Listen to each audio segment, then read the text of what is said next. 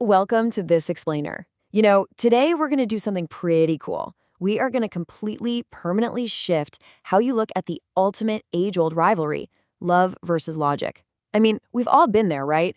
Agonizing over a choice, feeling literally torn in two totally different directions. Well, over the next few minutes, we're going to break down exactly how your heart and mind actually work together to give you a wholesome 360-degree view of your decisions. So let's dive right into that universal feeling. Picture this. You're faced with a tough choice. Maybe it's a huge career move, or maybe it's a major relationship milestone. And boom, instantly, there's this intense tug of war happening right inside your head. It feels super personal, and honestly, it's exhausting. But why does this happen?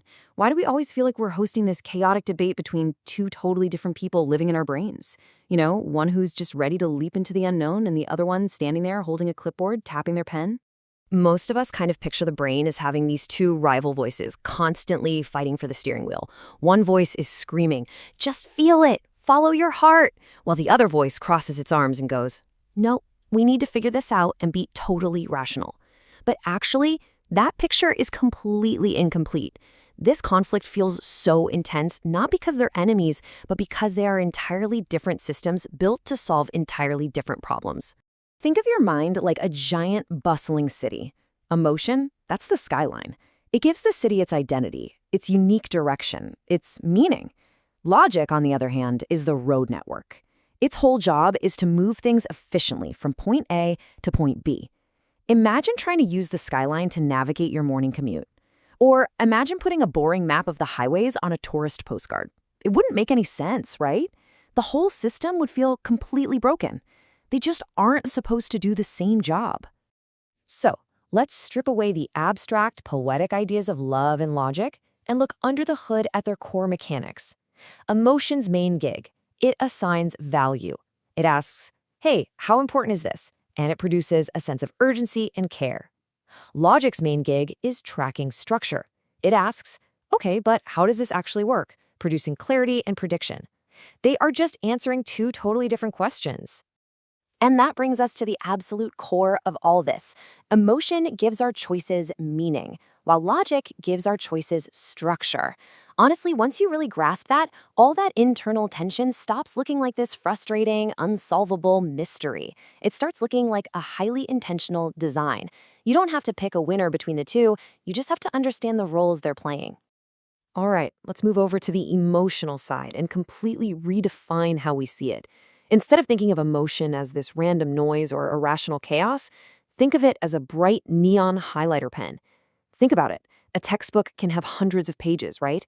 But you only highlight the parts that are super significant. Emotion instantly tags a situation. It tells you, out of everything swirling around you, what actually matters and what absolutely deserves your attention. These feelings act like a lightning-fast diagnostic checklist. They tell us what's worth prioritizing and protecting. Fear tells you, hey, a threat is near.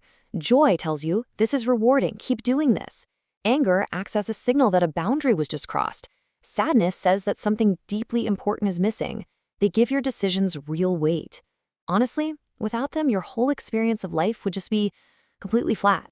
Emotion also acts like a rapid-fire smoke alarm. It's your fast-acting alert system. Now, a smoke alarm is incredibly useful because it reacts instantly to potential danger. But it's not an investigator, right? It doesn't actually know if it's just burning toast or if it's a massive 5-alarm fire. An emotion can be incredibly real and totally valid, even if it's not 100% accurate about the outside world. It just knows, hey, something needs your attention right now. Now, shifting gears to the crisp, clean structure of logic. We can see that logic acts as a map. Now, a map doesn't tell you where you should care about going. It just helps you carefully examine how things actually connect in reality. Logic steps in and helps you look at the terrain objectively. Essentially, it gives your choice its shape.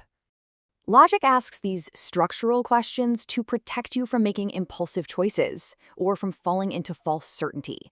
It asks things like, is this actually true? What logically follows from this? What are the likely consequences? It steps in when those feelings start getting a bit too loud or a bit too narrow. If emotion is the highlighter pointing out what you care about, logic is the system making absolutely sure your path to get there actually exists and that it won't just lead you right off a cliff.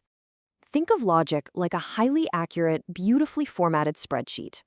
It calculates costs, probabilities, and outcomes flawlessly. But, and this is a big but, it absolutely cannot tell you which relationship is actually worth preserving, or which path aligns with your deepest, truest values. It knows exactly what is efficient, but it has literally no idea what is meaningful. Okay, so let's look at how these two systems negotiate in real life. There are basically three hidden layers inside any major decision you make, like, say, taking a brand new job. First is value. Do I actually care about this? Second is prediction. What will literally happen if I choose this? And third is commitment. Am I willing to stand behind this outcome? In its hidden order, emotion steps up and creates the value in layer 1. Then logic comes in and builds the prediction in layer 2, and finally, together, they interlock to shape your ultimate commitment to the choice in layer 3. The cold hard facts might perfectly support an option, but until your emotion is fully on board, you just won't be ready to carry the heavy weight of that choice. You really need both for true, solid alignment. Because if either system completely takes over, your decision gets totally lopsided. If emotion takes the wheel without any logic, you become reckless. You get impulsively attached to the wrong thing just because it feels so urgent. But on the flip side, if logic dominates without any emotion, you might suffer from analysis paralysis, or you'll make a choice that looks brilliant on paper but leaves your actual life feeling totally empty. Let's look at how this plays out in a super common real-world trap. Often, you feel really strongly about something, right? So your brain kind of scrambles to construct this logical-sounding story to justify it. Later on, you realize, oh wow, those reasons were totally flawed. But here's the catch. That doesn't mean the feeling itself was wrong. That raw emotional signal was pointing to a very real need. You just accidentally attached the wrong logical story to it. Disentangling that raw signal from the story you made up is a massive step toward getting real clarity. So the absolute crucial point to remember here is that internal conflict is not a sign that one voice needs to be silenced. When you feel torn, it doesn't mean you're broken. It's simply proof that your choice has real consequences in more than one domain. Your emotion is just trying to protect your values and your safety, while your logic is trying its best to protect reality and growth. We really need a massive paradigm shift here. We have to move away from that old mindset of asking ourselves, why am I being so emotional? Or why am I overthinking this? We need to move toward recognizing these forces as collaborating partners. The new paradigm is simply pausing and asking, okay, what is each side actually trying to protect? To leave you with a final takeaway that you can genuinely use every single day. The next time your heart and mind clash, don't force one of them to surrender. Ask yourself, what is this feeling trying to protect, and what is my reasoning missing? When you let both systems do the exact job they were uniquely designed to do, you're going to find a clarity that is not only smart, but deeply, truly human. So, looking back at the biggest, most agonizing decision you ever made, which voice were you actually ignoring? And what might have happened if you finally let them talk to each other?